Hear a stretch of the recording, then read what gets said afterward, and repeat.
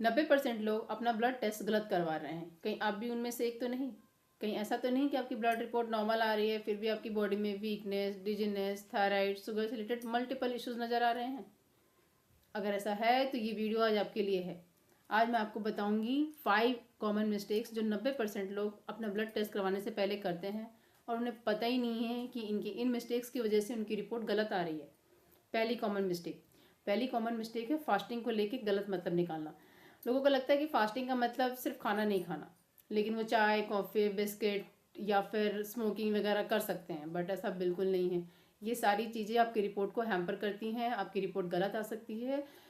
ये बहुत ज़रूरी है कि आप कम से कम 10 से 12 घंटे की फास्टिंग रखें और उस दौरान सिर्फ पानी पी सकते हैं आप और कुछ नहीं। दूसरी कॉमन मिस्टेक है टेस्ट करवाने से पहले स्ट्रेस लेना या जल्दबाजी करना। बहुत लोगों का रहता है कि वो टेस्ट जब कराना था वो लेट हो रहे हैं और वो फटाफट भागते हुए जाते हैं और तुरंत जाके सैंपल दे देते हैं। या कुछ लोग का रहता है कि वो किसी चीज़ से परेशान है, स्ट्रेस में है और जाकर उन्होंने सैंपल दे दिया। बट स्ट्रेस और जल्दबाजी ये दोनों चीज़ें आपके बीपी, शुगर और हार्मोन्स को डिस्टर्ब कर देते हैं। इनकी वजह से आपकी रिपोर्ट पे असर पड़ता है।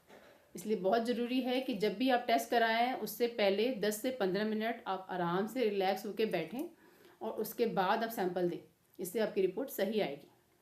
तीसरी कॉमन मिस्टेक है टाइमिंग को लेके ध्यान नहीं देना। बहुत लोगों को लगता है कि टेस्ट है, ठीक है, हम कभी भी सैंपल दे सकते हैं। नहीं, ऐसा बिल्कुल नहीं है। बहुत सारे टेस्ट हैं जिसके लिए फास्टिंग मैंडेटरी है। जैसे थायराइड टेस्ट कराना है उसके लिए मॉर्निंग सैंपल बेस्ट है। कॉर्टिसोल कराना है उसके लिए भी मॉर्निंग सैंपल चाहिए होता है ना। फास्टिंग कराना है, शुगर फास्टिंग, तो उसके लिए तो ठीक है, आपको पता है कि 10 से 12 घंटे के गैप के बाद हमें सैंपल देना है। बट पीपी में लोग गड़बड़ कर देते हैं।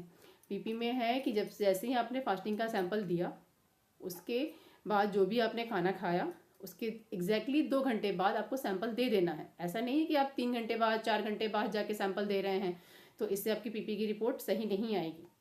ये चीज़ का आपको बहुत ध्यान रखना है कि एग्जैक्टली 2 घंटे बाद ही सैंपल देना है। चौथी कॉमन मिस्टेक है मेडिसिन के बारे में इंफॉर्मेशन नहीं देना या भूल जाना। अगर आपने कोई मेडिसिन खाई है या कुछ भी ऐसा है तो आप इसके बारे में अपने डॉक्टर को या जो भी फ्लैबो है जो सैंपल लेने वाला है उसको ज़रूर इन्फॉर्म करें, ताकि वो आपको प्रॉपर गाइड करे कि आपको मेडिसिन लेनी है या नहीं लेनी है इस टेस्ट के लिए, जो भी आपको टेस्ट करवाना है। तो आपको ध्यान रखना है कि ये चीज़ें आप ना करें। जब भी आपको फास्टिंग का सैंपल देना है तो उस दौरान आप कोई मेडिसिन, पेन किलर है, चाहे थायराइड का मेडिसिन है, शुगर का है, वो ना लें।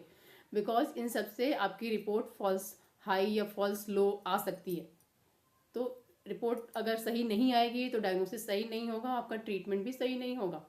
तो बहुत ज़रूरी है कि आप मेडिसिन के बारे में इंफॉर्मेशन सामने वाले को ज़रूर दें। पांचवी कॉमन मिस्टेक है कि रिपोर्ट को गलत रीड करना। लोगों को लगता है कि बस रिपोर्ट में हाईलाइट हो गया कि हाँ ये रिपोर्ट नॉर्मल है या एबनॉर्मल है, उसके बिहाफ पे उन्होंने जज कर लिया कि रिपोर्ट नॉर्मल है, मीन्स सब कुछ ठीक है, लेकिन एबनॉर्मल है तो कुछ गड़बड़ है। लेकिन ऐसा ज़रूरी नहीं है। आपको ध्यान देना है कि समटाइम्स रिपोर्ट दिखने में तो नॉर्मल है बट वो कुछ ना कुछ इंडिकेट कर रही है। फॉर एग्जांपल, अगर आपकी शुगर जो है वो बॉर्डर लाइन हायर साइड में है, नॉर्मल है, तो ये आपकी फ्यूचर डायबिटीज़ को इंडिकेट कर रहा है कि आपको फ्यूचर में डायबिटीज़ हो सकता है। सो आपको प्रिकॉशन लेने की ज़रूरत है।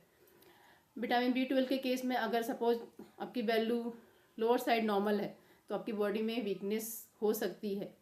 आपको लगेगा कि वैल्यू तो नॉर्मल है बट वीकनेस आ सकती है इसकी वजह से। तो इसके लिए बहुत ज़रूरी है कि आप खुद से जज ना करें कि आपकी रिपोर्ट नॉर्मल आई है। डॉक्टर आपको बताएगा कि आपके करंट सिम्टम्स क्या हैं, फैमिली हिस्ट्री क्या रही है, या खुद की आपकी मेडिकल हिस्ट्री क्या रही है, या जो रिपोर्ट आई है उसकी क्या सिचुएशन है। उसके बिहाफ पे आपको डॉक्टर सही गाइडेंस प्रोवाइड करेगा, सही ट्रीटमेंट प्रोवाइड करेगा, ताकि आप जल्दी से जल्दी ठीक हो सके।